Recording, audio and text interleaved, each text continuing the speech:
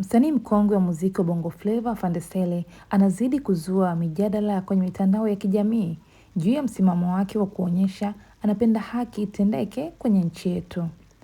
Afande Sele baada ya kuachia video yake ya kushauri serikali iweze kutatua mzizi wa changamoto unaopelekea Watanzania kutamani kuandamana, leo amekuja na andiko linaloendelea kumuonyesha kuwa anapendezwa na haki kuliko uoga wa kuzungumza ambao wasanii wengi wa Tanzania wamekuwa wakikumbwa nao.